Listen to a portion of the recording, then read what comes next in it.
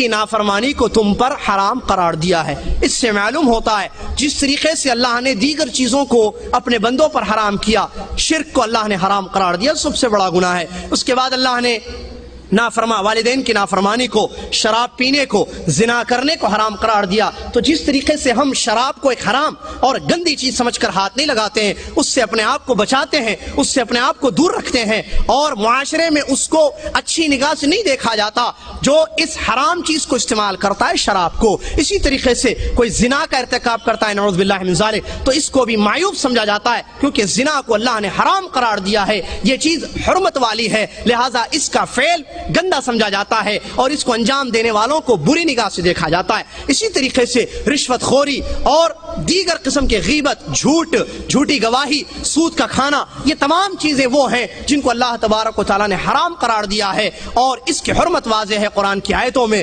نبی علیہ الصلوۃ والسلام کی حدیثوں میں۔ بالکل اسی طریقے سے میرے بھائی، بالکل جس طریقے سے شراب حرام ہے، زنا حرام ہے، چوری حرام ہے، اور حرام کا مطلب کیا ہے؟ حرام کا مطلب کیا ہے شریعت میں؟ ما يعاقب فاعلہ ویثاب تارکہ۔ حرام کا مطلب فقہی اصطلاح میں ما يعاقب فاعلہ، جس کے کرنے والے کو سزا دی جاتی ہے، عقاب جس پر اللہ رب العالمین کا نازل ہوتا ہے، اللہ کا غضب جس پر اترتا ہے، اللہ جس کو پکڑتا ہے، وہ حرام ہے، اور چھوڑنے والا اللہ رب العالمین کے ثواب کا مستحق ہوتا ہے۔ ما يعاقب فاعلہ ویثاب تارکہ، حرام کہتے ہیں اس کام کو اگر آپ چھوڑ دیتے ہیں کہ اللہ نے اس کو مجھ پر حرام قرار دیا، تو ایسی صورت میں آپ کو ثواب ملتا ہے، آپ کو اجر ملتا ہے۔ جیسا کہ اللہ کے نبی علیہ الصلوۃ والسلام کی حدیثوں سے پتہ چلتا ہے کہ اگر کوئی کام انسان اللہ کی ڈر کی وجہ سے چھوڑتا ہے، ایسی صورت میں چھوڑنے پر بھی اس کو ثواب اور اجر ملتا ہے۔ تو اللہ کے یہ حرام کی یہ تعریف اور ڈیفینیشن ہے کہ اس کو کرنے والے کو اللہ سزا دیتا ہے سخت، اور اس کے چھوڑنے والے کو اللہ ثواب دیتا ہے۔ تو بالکل جس طریقے سے شراب کو آپ چھوڑتے ہیں تو آپ کو ثواب ملتا ہے، شراب کو اگر آپ پیتے ہیں تو ظاہر بات ہے اللہ کا غضب اترتا ہے، اللہ کا عقاب اترتا ہے، کیونکہ یہ وہ چیز ہے جس کو اللہ نے حرام قرار دیا۔ بالکل اسی طریقے سے میرے بھائی، والدین کی نافرمانی، عقوق جس کو عربی میں کہتے ہیں، عقوق الامہات، عقوق الوالدین کو شریعت اسلامیہ نے حرام قرار دیا ہے۔ والدین کی نافرمانی کو اللہ رب العالمین نے حرام قرار دیا۔ اسی طریقے سے بخاری اور ترمذی کی ایک حدیث ہے جس میں اللہ کے نبی علیہ الصلوۃ والسلام نے ارشاد فرمایا، الا انبئکم باکبر الکبائر، اے لوگو کیا میں تم کو نہ بتاؤں کہ گناہوں میں سب سے بڑا گناہ کون سا ہے؟ کہ آسمان و زمین میں اس سے بڑھ کر کوئی گناہ، اس سے بڑھ کر کوئی غداری اللہ کی نہ کی جاتی ہو۔ صحابہ نے ارشاد فرمایا، ضرور بیان کیجیے اللہ کے نبی علیہ السلام۔ بلا یا رسول اللہ، ہاں کیوں نہیں اللہ کے نبی علیہ الصلوۃ والسلام، حرام کاموں کو بیان کیجیے، بتلائیے۔ صحابہ کیوں کہتے تھے پتہ ہے میرے بھائی؟ آپ صحابہ کیوں پوچھتے تھے؟ وہاں اللہ کے نبی علیہ الصلوۃ والسلام نے پوچھا، اتدرون ما الغیبہ؟ قالوا اللہ ورسولہ اعلم۔ اللہ کے نبی علیہ الصلوۃ والسلام سے اللہ کے نبی علیہ الصلوۃ والسلام نے صحابہ سے پوچھا، کیا جانتے ہو غیبت کیا ہے؟ صحابہ عربی جاننے والے، عرب صحابہ جانتے تھے غیبت کس کو کہتے ہیں۔ علم کا شوق، علم کا تڑپ، شاید کوئی اور بات جو ہم نہیں جانتے ہوں غیبت کے متعلق نبی علیہ الصلوۃ والسلام بیان فرمائے۔ انہوں نے کہا اللہ اور اس کے رسول بہتر جانتے ہیں۔ نبی علیہ الصلوۃ والسلام نے جواب دیا کہ غیبت اس چیز کا نام ہے۔ ایسی بہت ساری حدیثیں ملتی ہیں جہاں پر صحابہ اکرام سے نبی علیہ الصلوۃ والسلام سوالیہ انداز کرتے، کیا میں تم کو نہ بتاؤں وہ چیزیں جو تمہاری نیکیوں کو ہلاک کر دیتی ہیں؟ کیا میں نے نہ بتاؤں تم کو؟ الا اخبرکم الا انبئکم، یہ الفاظ حدیثوں میں ملتے ہیں۔ کیا میں نہ بتاؤں اے میرے صحابہ، اے میرے امتیوں، وہ چیزیں جو تم کو سب سے زیادہ نقصان میں ڈالنے والی ہیں؟ کیا میں نہ بتاؤں تم کو وہ چیزیں جس سے اللہ راضی ہوتا ہے، اللہ کا غضب اترتا ہے؟ صحابہ فوراً کہتے ہاں، کیوں نہیں، بتائیے۔ کیوں؟ وہ کیوں کہتے ہیں کہ بتائیے؟ اس لیے نہیں کہ ایک کان سے سن کر ایک کان سے نکالیں، اس لیے نہیں کہ واہ واہ کریں اور آپس میں اس ٹاپک کی ڈسکس کریں، نہیں، ان کے دلوں میں جذبہ عمل تھا، وہ اس لیے سنتے، اس لیے استفسار کرتے، اس لیے پوچھتے، بتائیے تو صحیح کتنا بڑا گناہ ہے، بتائیے تو صحیح کتنا بڑا حرام کا کام ہے، تاکہ میں اپنی پوری طاقت لگا دوں، پوری جستجو کروں، پوری استطاعت کروں کہ اس حرام کام کو انجام نہ دوں، اس کا ارتکاب نہ کروں۔ صحابہ کے دلوں میں جذب عمل تھا۔ حدیثوں کے الفاظ ہے، صحابہ بیان فرماتے، اللہ آیتیں اتارتا، 3 آیتیں اترتی، جب تک ان آیتوں کو پڑھ کر سمجھ کر ایمان لا کر اس پر عمل نہ کرتے، چوتھی آیت کو ہم نہیں پڑھتے تھے۔ صحابہ کے جذبہ عمل کا یہ عالم تھا۔ ہمارا یہ معاملہ ہے۔ حقوق الوالدین پہ کیا میں آپ کو بیان کروں؟ یہ حدیث جو میں بیان کر رہا ہوں آپ نے سنی ہوگی، آپ نے پڑھی ہوگی، دروس دیے جاتے ہیں، خطبے دیے جاتے ہیں، واعظ و نصیحت کی باتیں سب، لیکن ضرورت ہے عمل کی میرے بھائی۔ اللہ کہتا ہے وَقُلِ اعْمَلُوا فَسَيَرَى اللَّهُ عَمَلَكُمْ، کہہ دیجئے نبی محمد صلی اللہ علیہ وسلم میرے بندوں سے عمل کرو۔ اللہ کے پاس قبیلے نہیں جائیں گے، نام نہیں جائیں گے، برادریاں نہیں جائیں گی، اللہ چہرے نہیں دیکھے گا، اللہ تمہارے جسموں کو نہیں دیکھے گا، تمہاری ظاہری چیزوں کو نہیں دیکھے گا، وَلَكِنْ يَنظُرُ إِلَىٰ قُلُوبِكُمْ، اللہ تمہارے دلوں میں دیکھتا ہے، کتنا ڈر ہے، تمہارے اعمال کیسے ہیں، کتنا تم نے اللہ کے ڈر سے اس عمل کو انجام دیا۔ وَقُلِ اعْمَلُوا فَسَيَرَى اللَّهُ عَمَلَكُمْ، کہہ دیجئے نبی صلی اللہ علیہ وسلم عمل کرو کیونکہ اللہ تمہارے عمل کو دیکھے گا۔ میرے بھائی صحابہ اس لیے سوال کرتے بتائیے اکبر الکبائر کیا ہے، وہ کون سے خطرناک گناہ ہیں جو ہماری زندگیوں کو برباد کر دیں گے، اللہ کا غضب جس سے اترے گا، اللہ ناراض ہوگا، اللہ نے جن گناہوں کو حرام قرار دیا اور جن چیزوں کو منع کیا ہے اللہ نے، بتائیے بلا یا رسول اللہ، بتائیے اللہ کے نبی علیہ الصلوۃ والسلام، تاکہ ہم عمل کریں، ہم ڈریں اللہ سے اور اس چیز کو انجام نہ دیں، اپنے آپ کو اس سے جہاں تک ہو سکے بچانے کی کوشش کریں۔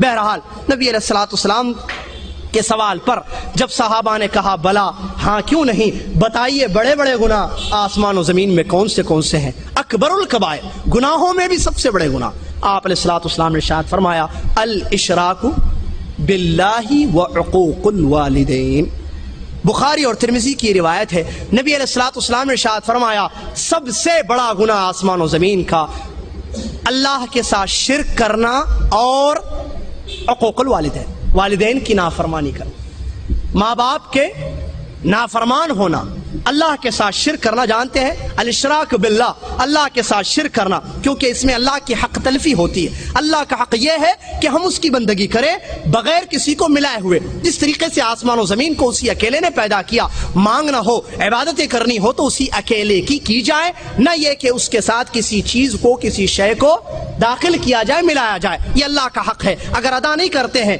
شرک کا کام کرتے ہیں تو آسمان و زمین میں سب سے بڑا گناہ وہ عقوق الوالدین، اور اللہ کے نبی علیہ الصلوۃ والسلام نے ارشاد فرمایا اللہ کے ساتھ شرک کرنے کے بعد اگر کوئی گناہ آسمان و زمین میں سب سے بڑھ کر ہے، شراب سے، زنا سے، چوری سے، سود سے، عقوق الوالدین، نبی علیہ الصلوۃ والسلام نے فرمایا الاشراک باللہ وعقوق الوالدین، اللہ کے ساتھ شرک کرنا سب سے بڑا گناہ اور والدین کی نافرمانی کرنا، ماں باپ کی نافرمانی کرنا، یہ اللہ کے نبی علیہ الصلوۃ والسلام نے اس حدیث میں بیان فرمایا۔ میرے بھائی یہ حدیثیں بتاتی ہیں کس طریقے سے والدین کا اسلام میں حق ہے کہ ان کے حقوق کو، ان کے آداب کو بجا لایا جائے، ان کی نافرمانی سے اپنے آپ کو بچایا جائے۔ حدیث کے الفاظ ہیں، اللہ کے نبی علیہ الصلوۃ والسلام ارشاد فرماتے ہیں رغم انفہ رغم انفہ رغم انفہ قیل من یا رسول اللہ صلی اللہ علیہ وسلم، یہاں بھی دیکھیے 3 مرتبہ اللہ کے نبی علیہ الصلوۃ والسلام نے دہرایا اس کی ناک خاک آلود ہو وہ برباد ہو جائے،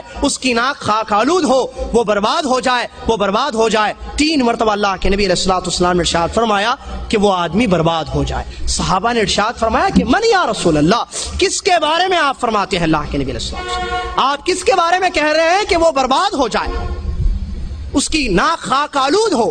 اللہ کے نبی علیہ الصلوۃ والسلام نے ارشاد فرمایا من ادرک ابویہ عند الکبر احدہما او کلاہما ثم لم یدخلاہ الجنۃ، رواہ مسلم۔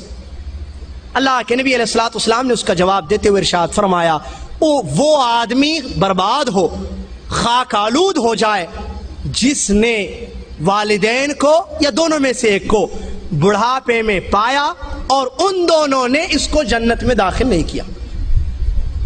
جس نے والدین کو بڑھاپے میں پایا، مطلب والدین بڑھاپے کی عمر کو پہنچ چکے تھے، وہ زندہ تھا، بیٹے نے والدین کو پایا، بوڑھے والدین اس کے تھے، یا تو والدین یا والد یا والدہ یا دونوں یا ایک، ولم یدخلاہ الجنہ، اور ان دونوں نے اس کو جنت میں داخل نہیں کیا۔ کیا مطلب ان دونوں نے اس کو جنت میں داخل نہیں کیا؟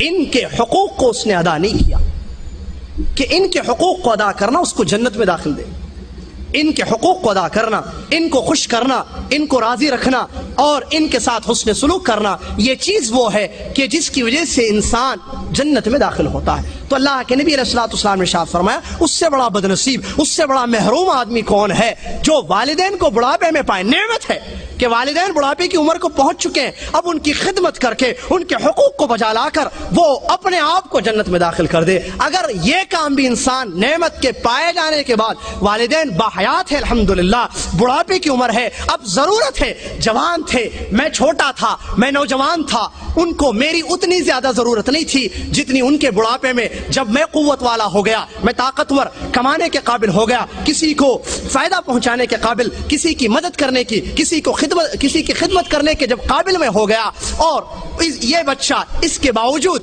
والدین کی خدمت نہ کرے، والدین کے ساتھ حسن سلوک نہ کرے، اور اس کی وجہ سے وہ جنت سے محروم ہو جائے، نبی علیہ الصلوۃ والسلام نے ارشاد فرمایا رغم انفہ، اس کی ناک خالق آلود ہو، یہ برباد ہو جائے، جس کو اتنا اچھا موقع مل گیا